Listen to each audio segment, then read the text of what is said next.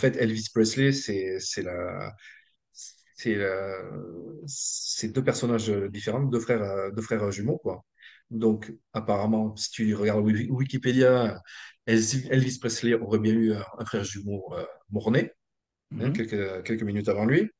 Donc, dans cette histoire, ben, j'ai fait en sorte que, ben non, qu'ils soient pas morts, pardon. Mhm. Et, après, si tu t'intéresses un petit peu à Elvis, c'était quelqu'un qui avait une personnalité quand même assez paradoxale. C'était quelqu'un qui pouvait être assez sage et cultivé, hein, qui lisait du Gibran, des trucs comme ça. Mais de l'autre côté, c'était un taré total qui tirait sur tout ce qui bouge, sur les téléviseurs, des trucs comme ça, Mhm. qui collectionnait les croix nazies, qui se prenait pour un flic, qui voulait être absolument un agent secret ou des trucs comme ça. Mhm. Donc, en fait, c'était quelqu'un d'assez complexe. euh, et potentiellement, La tu peux bipolarité, vraiment. ouais. Oui, voilà, une La bipolarité, bipolarité, tu l'as en fait séparé en deux personnages différents, quoi, les jumeaux. c'est ça.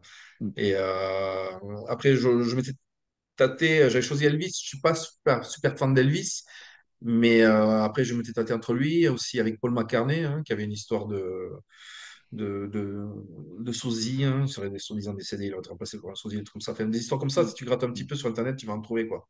Après, Elvis Presley, on l'aime ou ne l'aime pas, mais on peut pas lui enlever qu'il avait un charisme de taré, qu'il avait une voix incroyable, que c'était un artiste Mhm. incroyable.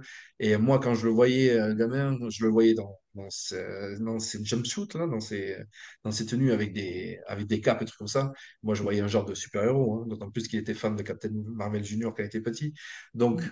c'est du pain béni pour quelqu'un qui veut créer un personnage, quoi. Mhm. Donc, oui, oui, oui. Pour moi, Elvis Presley, c'est la somme de deux frères jumeaux, voilà, dans le roman. Ouais, c'est ça. Oui, c'est intéressant parce que tu lui dédies pas mal de chapitres, d'ailleurs dans la suite aussi, mais on va pas spoiler, où il est carrément comment t'appelles ça? C'est un redresseur de euh, non, tu lui donnes un rôle précis, c'est pas redresseur de d'ondes, non, non, quelque part, bah tu sais, il fait partie d'une une espèce de brigade après Là, de- c'est les Kung Fu Fighters. Oui, les Kung Fu Fighters, ouais, ouais. Ça, j'ai joué sur les mots, ouais. Ouais, ouais, Mm, mm. ouais, ouais. Mais ajusteur, là, ça me parle pas. Ça me Non, parle c'est pas. pas juste un. Non, mais bon, il travaille comme. Bah, il vit son rêve, en fait, éveillé, puisqu'il devient agent secret quelque part. Bien, j'en Une secret, espèce ouais. de force occulte qui le dépasse, hein, où il prend des cours, il est en formation, etc. Donc, il est plus à ses concerts, mais l'autre s'en charge, quoi. Le jumeau s'en charge, tu vois. C'est assez marrant, quoi. Mais Parce que de marrant, c'est qu'il y en a un qui veut absolument devenir un agent secret comme ça, mais ce sera finalement pas lui qui va le devenir, quoi. ouais, Voilà. ouais, ouais. Oui, donc voilà, c'est une inversion des personnages avec la création d'un personnage en plus, quoi.